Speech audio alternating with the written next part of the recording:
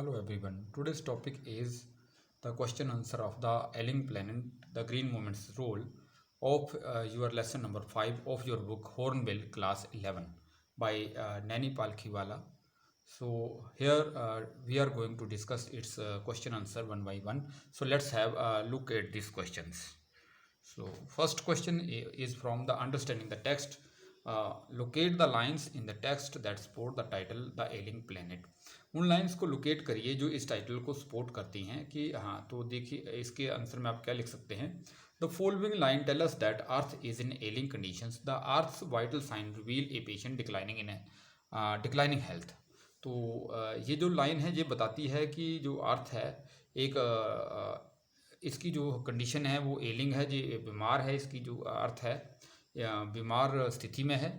तो ऐसी कौन सी लाइन है? ये वाली लाइन है. The Earth's vital sign reveal a patient declining in health. So this line supports the title that Earth is in ailing health. So the Earth's vital sign reveal a patient in declining health. तो it has 4 principal biological system. इसके जो 4 हैं principal biological system हैं.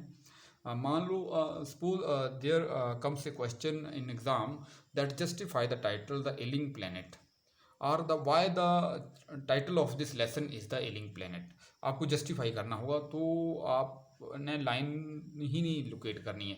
ये तो चलो एक line है जो बता रही है कि जो इस टाइटल को जो सपोर्ट कर रही है. ये लाइन आपकी जो टेक्स्ट बुक में से वहीं से ये लाइन है the earth's vital sign reveal a patient in declining health. तब तो हो गया. लेकिन suppose you have to justify the title.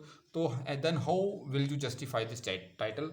Then you have to also write what you have to write. It has 4 principal biological system. इसके 4 principal biological system होते हैं. They are fisheries, forest, grasslands and croplands. ये fisheries हैं, मत्स्य क्षेत्र हैं, जंगल हैं, घास के मैदान हैं, फसल के क्षेत्र हैं. The increasing population has depleted the earth in different ways. बढ़ती हुई जनसंख्या ने जो अर्थ को डिप्लीशन कर दिया है, अर्थ का ह्रास कर दिया है, अर्थ का क्षय कर दिया है अलग अलग तरीक़ों से. The forest are disappearing day by day. जंगल दिन प्रतिदिन जो है विलुप्त होते जा रहे हैं. Grass lands are changing into barren wastelands. जो घास के मैदान हैं ये बंजर भूमि में बदलते जा रहे हैं. The crop lands are deteriorating. जो क्रॉप लैंड्स हैं इनका भी क्षय हो रहा है, ये भी एक जो है ख़राब अवस्था में हो रहे हैं. Over fishing has become very common due to hunger of protein. ज़्यादा जो प्रोटीन की भूख के कारण जो ओवर फिशिंग है बड़ा कॉमन हो गया है. So we can say that our fisheries are also collapsing. जो फिशरीज हैं हमारी ये भी कोलैप्स कर रही हैं. Forest are being cut to have firewood. जंगलों को काटा जा रहा है जलाने वाली लकड़ी के लिए. Several species of wild life have almost become extinct. जो सेवरल स्पीसीज़ हैं वाइल्ड लाइफ के ये एक्सटिंक्ट बन चुके हैं. तो आगे जहाँ एक्सटिंक्ट के बाद आपने फुल स्टॉप लगाना था, तो मैंने जहाँ पे देखिए फुल स्टॉप नहीं लगाया था, तो आपने फुल स्टॉप लगा लेना जहाँ पे एक्सटिंक्ट के बाद. उसके बाद क्या लाइन आएगी? If this continues. अगर ये जारी रहता है. The earth will no longer remain a place to live in. जो अर्थ है ये रहने योग्य स्थान नहीं रहेगा. So it is our responsibility to keep the earth environment in good health. हमारी जिम्मेवारी है कि अर्थ के एनवायरनमेंट का जो है अच्छी हेल्थ में रखा जाए. We must use our natural resources wisely. हमें अपने नेचुरल रिसोर्सेज को बुद्धिमत्ता से प्रयोग करना चाहिए. We must adopt sustainable development. हमें जो है सस्टेनेबल डेवलपमेंट को अपनाना होगा. सस्टेनेबल डेवलपमेंट का मतलब ये है, ऐसा नहीं है कि वर्तमान की ज़रूरतों को पूरा करने के लिए हम अपने आने वाली जो भविष्य की पीढ़ियां हैं उनकी जो है उनके लिए जो उनकी आने वाली पीढ़ियों की ज़रूरतों को दाव पे लगा दें. मतलब हमें जो अपने नेचुरल रिसोर्सेज को संभाल के यूज़ करना चाहिए और उनके लिए भी संजो कर रखना चाहिए. तो ये सस्टेनेबल डेवलपमेंट का मीनिंग था. तो देखिए यहाँ पे you can see the pic. आप पिक देख सकते हैं from croplands. It is a pic of croplands. As earth has 4 biological system, it is also one of its biological system. What is croplands? फसल के क्षेत्र. And second is earth in 4 biological system grasslands. It is also a pic of grassland. And third is fisheries, मत्स्य क्षेत्र. तो आप देख सकते हैं ये मत्स्य फिशरीज की पिक्चर है. And fourth is forest. These 4 system found the या form the foundation of world economy है ना, and by human activities forests are being cut to meet the need of firewood, जो है उनको काटा जा रहा है फायरवुड के लिए, जलाने वाली लकड़ी के लिए। And what is happening, crop lands are deteriorating, जो क्रॉप लैंड्स हैं डिटेरियोरेटिंग हो रहे हैं। And grass lands are changing into waste lands, जो है जो ग्रास लैंड्स हैं वो वेस्ट लैंड्स ऐसे मरुस्थलों में बदलते जा रही हैं। आप देख सकते हैं, ये एक पिक है। And why this is happening, it is due to increase in population, as in our planet the population is increasing day by day. So and I have also told that what is its impact, as we are cutting forest continuously, as we are cutting trees continuously, so several species of wildlife have become extinct. तो इस तरह की जो species है wild life के वो extinct हो चुके हैं। सेकंड क्वेश्चन देखिए, what does the notice the world's most dangerous animal at a cage in the zoo at Lusaka, Zambia signify? जो जू है लुजाका जाम्बिया के अंदर, वहाँ पे एक केज है, उस केज के बाहर एक नोटिस लगा हुआ है। उस नोटिस पे क्या लिखा गया है, the world's most dangerous animal, उस केज के बाहर, है ना। तो इसका क्या मतलब है, क्या सिग्निफाई करता है। सो देखिए, someone is watching side the cage, तो वो केज के इनसाइड देख रहा है। तो केज के अंदर है क्या, देखते हैं। There is no animal in the cage, cage के अंदर कोई भी एनिमल नहीं है, पिंजरे के अंदर कोई भी पशु नहीं है, एनिमल नहीं है। There is only a mirror where one can see oneself, वहाँ पे केवल मिरर है जहाँ बंदा, जो व्यक्ति है, अपने आप को देख सकता है। It makes one realise that world's most dangerous animal is none but man himself, इससे ये पता चलता है कि इस वर्ल्ड का सबसे खतरनाक जो आदमी है वो और कोई नहीं है, केवल इंसान है। Man has done the big harm to the earth, आदमी ने इस अर्थ की जो है बड़ी हानि कर दी है। He has destroyed forest, fisheries, grasslands and croplands, उसने क्या किया है, जंगलों को, मत्स्य क्षेत्रों को, घास के मैदानों को और फसल के क्षेत्रों को डिस्ट्रॉय कर दिया है। So in this way you can write its answer. Third question देखिए, how are the earth principal biological system being depleted, earth के जो 4 प्रिंसिपल बायोलॉजिकल सिस्टम हैं इनका कैसे दोहन हो रहा है, या इनका कैसे क्षय हो रहा है, कैसे इनको हम डिस्ट्रॉय कर रहे हैं। तो इसके आंसर में क्या लिख सकते हैं, पहले तो बताना है कि अर्थ के कौन कौन से 4 बायोलॉजिकल सिस्टम हैं। The earth has its 4 biological system. Here one mistake, I have written it, जहाँ पे इट नहीं आएगा आप लिखेंगे इट्स, तो इसको आप करेक्ट कर लेंगे। इसको आप कैसे लिखेंगे, the earth has its 4 biological system. So you have to correct it, किसको करेक्ट करना है, इसको, इट को करेक्ट करना है। The earth has its 4 biological system, you have to write in this way, earth के 4 बायोलॉजिकल सिस्टम हैं। So the earth has its 4 biological system, note it, it नहीं पढ़ा जाएगा, इसको इट्स पढ़ा जाएगा और इट्स ही लिखा जाएगा, इसको आप ठीक करेंगे। They are fisheries, forest, grasslands and croplands, ये कौन कौन से हैं, फिशरीज हैं, मत्स्य क्षेत्र हैं, जंगल हैं, घास के मैदान हैं और फसल के क्षेत्र हैं। They are the foundation of world economic system, ये वर्ल्ड इकोनॉमिक सिस्टम की आधारशिला हैं। They supply us food and raw material to the industries, ये हमें जो फूड है और कच्चे पदार्थ इंडस्ट्री के लिए सप्लाई करते हैं। The increasing population has depleted the earth in different ways, बढ़ती हुई जनसंख्या ने अर्थ का क्षय कर दिया है अलग अलग तरीकों से। कैसे, the forest are disappearing day by day, दिन प्रतिदिन जंगल विलुप्त होते जा रहे हैं। Grass lands are changing into barren waste lands, घास के क्षेत्र बंजर भूमि में बदलते जा रहे हैं। The crop lands are deteriorating, फसल के क्षेत्र जो है तबाह हो रहे हैं। Over fishing has become very common due to hunger of protein, protein की हंगर के कारण जो ज़्यादा से ज़्यादा मछलियाँ जो पकड़ना है, ओवर फिशिंग है जी, आम बात हो गई है। Forest are being cut to have firewood, जलाने की लकड़ी के लिए जंगलों को काटा जा रहा है।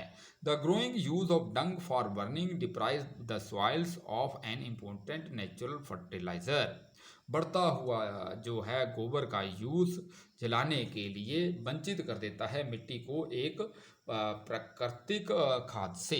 Several species of wild life have almost become extinct, बहुत सारी जो प्रजातियां हैं वन्य जीव जंतुओं की, ये विलुप्त हो चुकी हैं। All these factors have depleted and destroyed the Earth's principal biological system.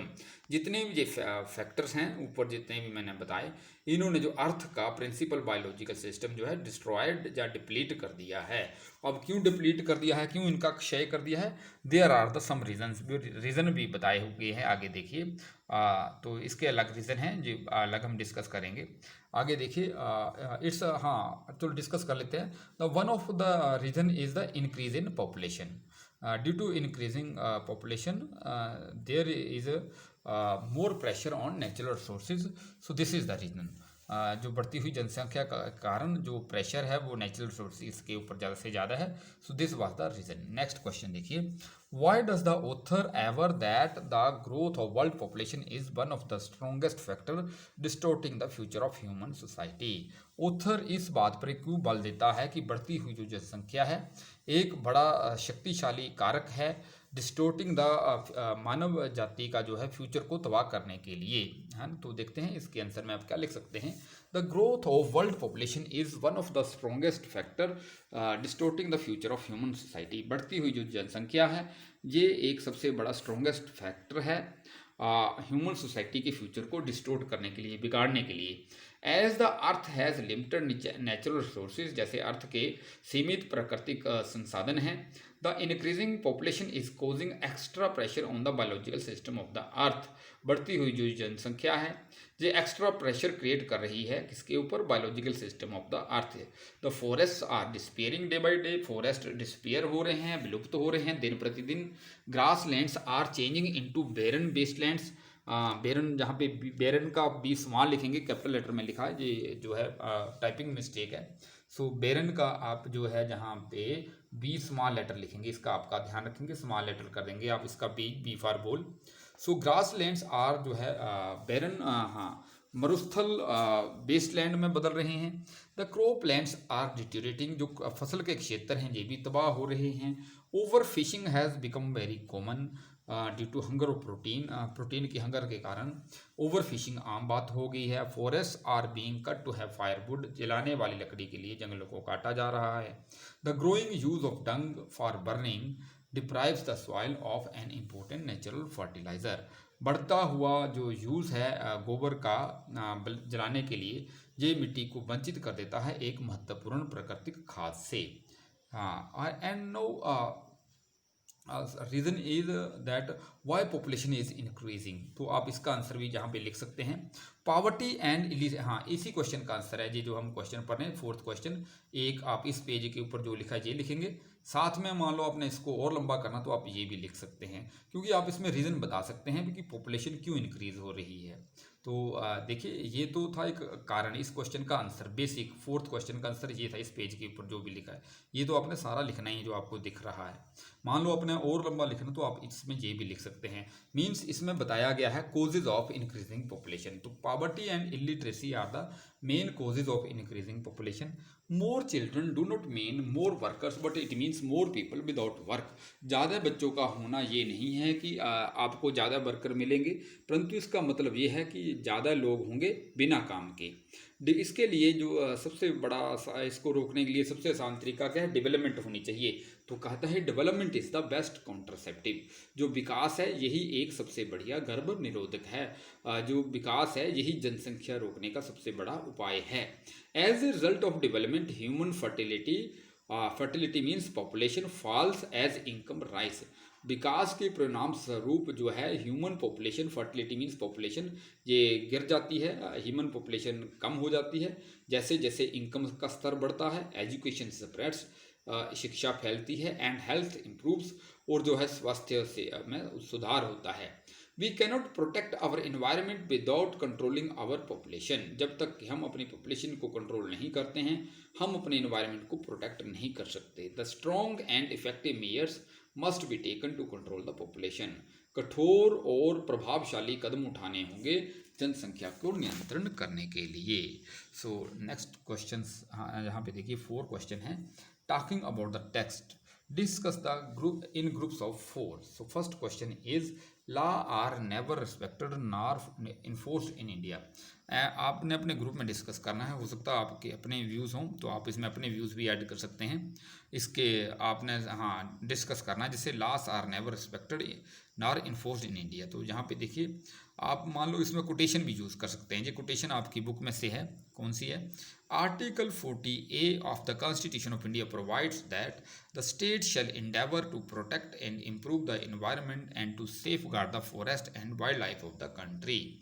संविधान का जो अनुच्छेद 48A है, ये बताता है कि ये एक राज्य की जिम्मेवारी है टू प्रोटेक्ट, सुरक्षा करना और सुधार करना वातावरण में, and to safeguard the forest, जंगलों को और जंगली जीव जो है जंगली जो है जीवन है देश का, उसकी सुरक्षा करना। तो लेकिन हो क्या रहा है, देखिए जहाँ आपने मान लो ये आपने कोटेशन नहीं करनी। अगर देखिए यहाँ पे ये कोटेशन है, कौन सी कोटेशन? द आर्टिकल 40A, ये पूरा का पूरा जो आगे इन्वर्टेड कोमा में लिखा, क्या लिखा? The state shall endeavour to protect and improve the environment and to safeguard the forest and wildlife of the country. अगर आप इस क्वेश्चन के आंसर में ये वाली कोटेशन लिखेंगे तो जो निश्चय ही मार्क्स आने के चांसेस ज़्यादा बढ़ जाते हैं। मान लो आपने ये कोटेशन नहीं लिखनी है तो इसका आंसर आप ऐसे भी लिख सकते हैं। मान लो आपने ये आंसर भी लिख दिया, साथ में कोटेशन भी लिख दी, तो और बढ़िया हो जाएगा। मान लो आपने कोटेशन नहीं लिखनी है तब भी आपकी इच्छा है, लेकिन कोटेशन लिखेंगे मार्क्स ज़्यादा आएंगे। तो आप इसका सिंपल आंसर क्या लिखेंगे फर्स्ट क्वेश्चन का? There are elaborate laws and legal provisions in India for the protection of environment and nature. तो आप ये लाइन लिख देंगे अगर आपने कोटेशन नहीं लिखनी है। मान लो अगर आप कोटेशन लिखते हैं तो आप ये लाइन फर्स्ट नहीं लिखेंगे, उसके बाद आपने यहाँ आगे शुरू कर देना बट दीस से। तो इसका आपने ध्यान रखना है। अगर आप मान लो वो ये वाली कोटेशन यूज़ करेंगे तो आपकी जो है इस क्वेश्चन की फर्स्ट लाइन नहीं लिखनी है, जहाँ पे कोटेशन आ जाएगी आगे आप बट से स्टार्ट कर देंगे। मान लो आप कोटेशन को नहीं लिखते हैं तो आप सीधा जो भी जहाँ पे लिखा है ये पूरा आपने लिखना है। But these laws are respected nor enforce in India. परंतु ये लॉज जो हैं ना तो इनका आदर होता है ना इनको सही तरीके से लागू किया जाता है। You may also write these laws are only in paper. ये जो है पेपर के अंदर ही हैं। These are not in practical situation, ऐसा भी लिख सकते हैं। We never practise what we preach. जिसकी हम बात करते हैं, जिसका हम उपदेश देते हैं, हम उसको कभी अपनाते नहीं। तो forest department rarely bothers about cutting off trees and safety of wild animals. जो हमारा फॉरेस्ट डिपार्टमेंट है मुश्किल से ही इस बात की चिंता करता है कि पेड़ों को काटा जा रहा है और जंगली जीव जंतुओं की इनको कोई परवाह नहीं है। The constitution of India says that casteism, ये देखिए जो एग्जाम्पल आपकी बुक में से है, तो जहाँ बुक से ये एग्जाम्पल कोट की गई है, the constitution of India says that casteism, untouchability and bonded labour shall be abolished. भारतीय संविधान ये कहता है कि जातिवाद, छुआछूत और बंधुआ मजदूरी है, जिसको ख़त्म किया जाना चाहिए। But these evils are flourishing shamelessly. अगर मान लो आपने ये नहीं लिखना है तो आप कोई प्रेजेंट एग्जाम्पल भी दे सकते हैं। जैसे आप क्या लिख सकते हैं? There are many laws, many road safety laws. Road safety के बहुत सारे सुरक्षा जो है नियम हैं। But youngsters are not following this rules. Youngster जो हैं इस तरह के रूल्स को नहीं फॉलो कर सकते। तो आप इस तरह की एग्जाम्पल भी लिख सकते हैं। चलिए आगे क्या लिखेंगे? Those who are more powerful, जो बहुत सत्ता में होते हैं लोग, consider their status to disobey the laws. वो एक स्टेटस सिंबल समझ लेते हैं जो है कानूनों का उल्लंघन करना। So it is true that laws are not strictly implemented in India. तो ये सच है कि जो लॉस हैं उनको सही तरीके से इंडिया के अंदर इम्प्लीमेंट नहीं किया जाता। सो सेकंड क्वेश्चन देखिए, आर ये इसको डिस्कस करना है। Are we leave to our successors a scorched planet of advancing deserts, impoverished landscapes and an ailing environment। क्या हम अपने उत्तराधिकारियों को एक झुलसा हुआ ग्रह छोड़ के जा रहे हैं जो बढ़ रहा है मरुस्थलों में, impoverished landscapes दरिद्र प्राकृतिक दृश्य में, and an ailing environment और एक बीमार पर्यावरण में है। तो क्या हम अपने जो हैं भविष्य वाली पीढ़ियों के लिए इस तरह का झुलसा हुआ ग्रह छोड़ के जा रहे हैं जो मरुस्थलों में बदल गया है? तो इसके आंसर में आप क्या लिख सकते हैं? It means shall we leave the earth in such an ailing condition to the generation to come। हाँ, इसका मतलब ये है कि क्या shall we leave the earth in such an ailing condition, क्या हम जो है अर्थ को इस बीमार अवस्था में छोड़ने जा रहे हैं to the generation to come, जो आने वाली पीढ़ी है उसके लिए। देखिए यहाँ जो है shall we leave the earth in such a, ये क्या है जी? इंट्रोगेटिव सेंटेंस लिखा हुआ है। ये एक तरह से रिटोरिकल क्वेश्चन है, रिटोरिकल क्वेश्चन है। रिटोरिकल मीन्स कि इफेक्ट क्रिएट करने के लिए आप इसकी शुरुआत कैसे कर रहे हैं? देखिए इट मीन्स, इसका अर्थ ये है shall we leave the earth such in such an ailing condition to the generation to come, क्या हम आने वाली पीढ़ियों के लिए है जो इस तरह की जो है अर्थ की एलिंग कंडीशन में छोड़ कर जा रहे हैं। The earth has its limited resources, earth के लिमिटेड रिसोर्सेज हैं। वी आर या सोर्सेज या रिसोर्सेज भी लिख सकते हैं आप जहाँ पे। We are making the use of these resources more than our needs, हम इन रिसोर्सेज का जो है अपनी आवश्यकता से ज़्यादा प्रयोग कर रहे हैं।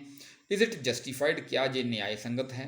The author means to say that we should make the use of natural resources keeping in mind the need of future generation. इसके कहने का मतलब ये है कि हमें जो है नेचुरल रिसोर्सेज का इस तरह से प्रयोग करना है कि आने वाली जो भविष्य की पीढ़ियाँ हैं उनकी आवश्यकता को भी ध्यान में रखना है।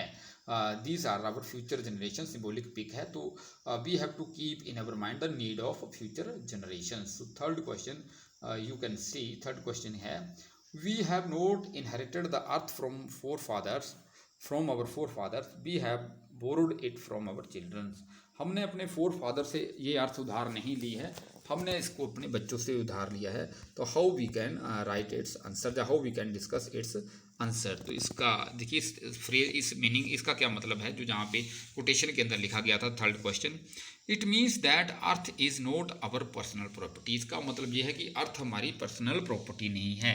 We do not have a freehold on it, हमारा इसके ऊपर कोई उन्मुक्त अधिकार नहीं है।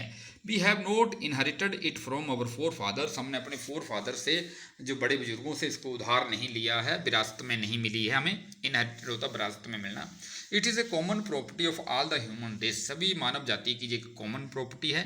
It is a nature's gift to us, ये एक नेचर की गिफ्ट है हमारे लिए।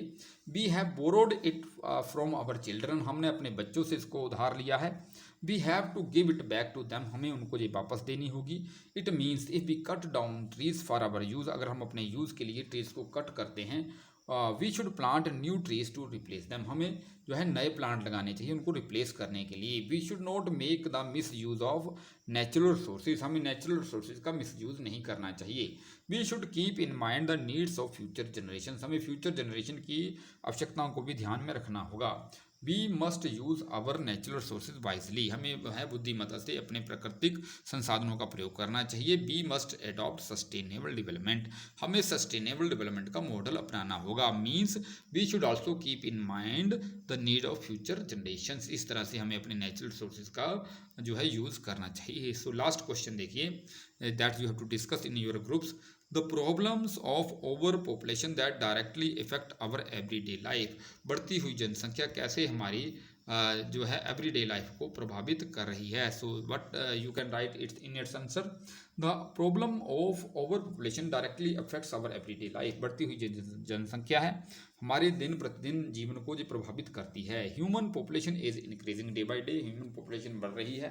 The earth has limited resources, earth के सीमित संसाधन हैं। We are also making the use of these resources more than our needs, हम अपनी आवश्यकता से ज़्यादा इन संसाधनों का प्रयोग कर रहे हैं। As a result we feel the scarcity of drinking water, इसके परिणाम स्वरूप क्या हो रहा है, हमारे जो है हमें पीने वाले की पानी की कमी महसूस हो रही है। प्रॉब्लम ऑफ शेल्टर, आश्रय की कमी महसूस हो रही है। फ्यूल, ईंधन की और भोजन की कमी महसूस हो रही है। So in this way you can write its answer. So thanks for watching this video, इस वीडियो को आप ज़्यादा से ज़्यादा लाइक करें, शेयर करें, सब्सक्राइब करें, so that I can have motivation to make such more videos for you. So have a nice day.